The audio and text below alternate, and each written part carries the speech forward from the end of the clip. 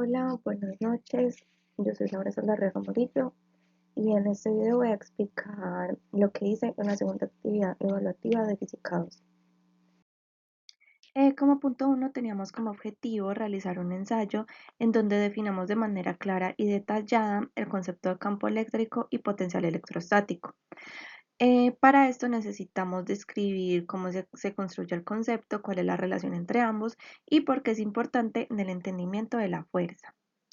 Em, Para solucionar este ensayo me basé en los documentos que hay en lo virtual y también en todo lo que realizamos en la práctica, debido a que es una forma muy chévere de poder entender y ver de forma visual todos los conceptos que estudiamos en la parte teórica. El concepto de campo eléctrico y de potencial electrostático, como escribí aquí, nos ayudan a poder entender lo que sucede en el entorno que rodea las cargas. En primer lugar, el concepto de campo eléctrico es una manera de que podamos entender cómo una carga eléctrica afecta el espacio que la rodea, el espacio o campo que la rodea. Em, yo, por ejemplo, después de realizar la práctica, imagino esto como si fuera un campo invisible. Y ese campo invisible se forma alrededor de la carga, que tiene la capacidad de ejercer una fuerza sobre otras cargas que entren en el espacio. Lo que realizamos en la práctica fue que dibujamos las líneas de campo e indicamos hacia dónde y en qué sentido actúa la fuerza que una carga genera. Em, en la diapositiva anterior y también en el ensayo me faltó explicar que el campo eléctrico, lo voy a escribir por acá, lo podemos definir como la fuerza que actúa sobre la carga dividida por el valor de la carga. Es decir, esta fórmula que acabo de escribir. Ahora, por otro lado, el concepto de potencial electrostático nos ayuda a analizar el entorno en el que se encuentran las cargas. Este concepto nos ayuda a entender cuál sería la energía que puede tener una carga cuando la ubicamos en algún punto específico del campo que estamos estudiando. Y como explicó también aquí en el escrito, lo que realizamos en práctica fue que medimos el potencial en varios puntos de un campo y pude entender que, que el potencial cambia según la posición en el que lo tomemos. Como había explicado anteriormente, el campo eléctrico tiene dirección y sentido, mientras que el potencial eléctrico lo que obtenemos es un número, un escalar, que se mide dependiendo del lugar y dependiendo de las otras cargas que tenemos. La relación entre estos dos conceptos es de vital importancia, debido a que el campo eléctrico lo podemos obtener a partir del potencial eléctrico. Y cuando el potencial cambia de forma muy rápida, el campo eléctrico es muchísimo más fuerte. Estos dos conceptos son muy importantes debido a que nos ayudan a entender mejor el concepto de fuerza. Y debido al campo eléctrico podemos calcular hacia dónde y con qué magnitud pueden actuar estas fuerzas. Y con el potencial lo que podemos hacer es calcular la energía sin tener que medir las fuerzas de forma directa. Estos conceptos también nos ayudan a entender cómo se mueven las cargas. Estos dos conceptos se juntan y lo que me permiten entender es que se vuelve como un mapa invisible, que lo que hace es que nos ayuda a, a entender la dirección de la fuerza y cuánta energía tiene esta dependiendo el lugar en el que la estemos midiendo, el punto en específico en el que estamos estudiando. Bueno, el punto 2 nos dicen que tenemos dos anillos de densidad lineal y ambos con el mismo radio. Estos están separados por una distancia de uno del otro. Lo que piden encontrar es el campo eléctrico en un punto P que está sobre el eje de los anillos a una distancia X del anillo izquierdo. Bueno, en primer lugar, como nos explica el ejercicio, el punto P está sobre el eje que pasa por el centro de ambos anillos. Entonces, debido a esto, eh, consideramos el campo en esa dirección establecida. Lo que quiero decir es que en el eje X las componentes perpendiculares se cancelan por simetría.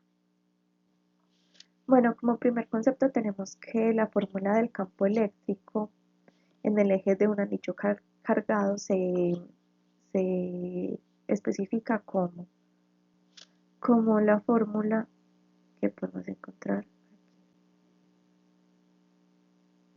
Esta fórmula que quiere decir, en primer lugar, Q es la carga total del anillo y Q lo calculamos como lambda por 2pi por r, porque el anillo tiene una longitud de 2pi por r. Y x es la distancia del anillo izquierdo al centro del anillo. Bueno, en primer lugar, un concepto muy importante es entender hacia dónde apunta el campo eléctrico que genera un anillo. Si la carga del anillo es positiva, podemos entender que el campo eléctrico en un punto sobre el eje apunta hacia afuera del anillo, o sea que lo aleja. Mientras que si la carga es negativa, el campo apunta hacia el anillo, o sea que lo atrae o lo acerca. El paso 1 que seguí para solucionar el problema es que debemos cargar cada anillo. Como los anillos son iguales, entonces tienen las componentes iguales. Y la carga total del anillo es esta fórmula que hay acá, donde lambda es la densidad de carga lineal y 2pi por radio viene siendo L y L es la longitud del anillo, que es una circunferencia. Bueno, por otra parte, es muy importante entender que el anillo izquierdo está a una distancia x de p y el anillo derecho está a una distancia de menos x de p. Esto nos va a servir para los siguientes pasos para solucionar el ejercicio. El segundo paso es el campo del anillo izquierdo en el punto P. Bueno, como el anillo izquierdo está a una distancia x del punto P, como lo expliqué anteriormente, nos quedaría de esta forma.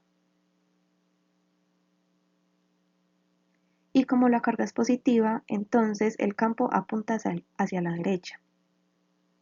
El tercer paso es el campo del anillo derecho en el punto P. Como dije anteriormente, el anillo está a una distancia de menos x del punto P, entonces nos quedaría de la forma en la que tenemos aquí. Como podemos ver, x aquí cambió debido a que ya no es x, sino que la distancia está a d menos x. Y como la carga también es positiva, el campo generado apunta hacia la izquierda, debido a que el anillo está más allá del punto P. Entonces el anillo apunta hacia la izquierda, que es el sentido negativo del eje X. Bueno, en el paso 4 encontré el campo total. Y como un anillo va hacia la derecha, que viene siendo el anillo izquierdo, y el otro anillo va hacia la izquierda, que viene siendo el anillo derecho. Entonces lo que hacemos es que lo restamos algebraicamente. Aquí me falta un signo menos. Y entonces por último nos quedaría, como lo escribe aquí, la respuesta. Ya el signo que nos dé este resultado nos puede explicar si el campo total queda apuntando hacia la derecha, que viene siendo positivo, o hacia la izquierda, que viene siendo negativo. Y por último, el tercer ejercicio se basa en el campo eléctrico y las cargas en cascarones esféricos concéntricos. En este ejercicio tenemos dos cascarones esféricos conductores concéntricos. El cascarón interior tiene radio interno A y radio exterior B con una carga total de más 2Q, mientras que el cascarón exterior tiene un radio interior C y el radio exterior D con una carga total de más 4Q. Lo que me piden es calcular el campo eléctrico en 5 regiones y también la carga en cada superficie. Como primera observación, los conceptos clave que vamos a utilizar para resolver este ejercicio son: el primero, la ley de Gauss. Sabemos que para una distribución esférica simétrica, la ley de Gauss nos dice que se da como la fórmula que tengo aquí escrita. Esta fórmula aplica para las superficies esféricas. La ley de Gauss nos dice que el campo eléctrico depende únicamente de la carga que está encerrada dentro de una esfera. Y otro aspecto muy importante es la propiedad de los conductores. Debemos saber que en el interior de un conductor el campo eléctrico es cero, o sea, nulo. Y la carga de estos conductores se redistribuye en superficies internas y externas dependiendo de las cargas que están al lado o vecinas. Bueno, para el paso 1 lo que hice fue calcular el campo eléctrico en las 5 regiones que me están pidiendo. Bueno, cuando estamos en R menor a A, nos encontramos dentro del hueco del cascarón pequeño y en este no hay carga. Entonces E debe ser 0. Cuando estamos entre A y B, estamos dentro del conductor y el campo eléctrico de un conductor siempre va a ser 0. Entonces aquí E también es 0.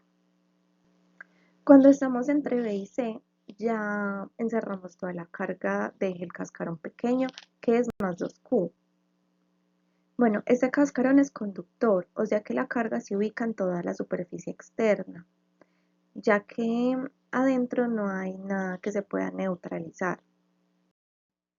Entonces, para encontrar E, lo que hacemos es que aplicamos ley de Gauss, reemplazamos y nos quedaría de esta forma. Luego, cuando estamos entre C y D, estamos otra vez dentro del material conductor. Entonces el campo debe volver a ser 0. Todo eso por propiedades del conductor. Y cuando R es menor a D, encerramos toda la carga del sistema, que es más 2Q más 4Q, que viene siendo 6Q, como podemos observar aquí. Y entonces simplemente reemplazamos y nos queda aquí, como lo podemos observar. Y por último lo que hice fue encontrar las cargas superficiales. La primera es cuando R es igual a A. En la superficie interior del cascarón pequeño no hay carga porque adentro no hay nada, entonces es 0. Cuando R es igual a B, estamos en la superficie del cascarón pequeño y toda la carga, que es más 2Q, va a la superficie exterior. Luego, cuando R es igual a C, el cascarón grande tiene que anular el campo del pequeño que está en el interior. Así que este debe ser menos 2Q en la superficie interna. Y por último, cuando R es igual a D, que es la superficie del cascarón grande, como su carga total es 4, perdón, más 4Q, el resto, que es más 6Q, va a la superficie externa, entonces debe ser más 6Q.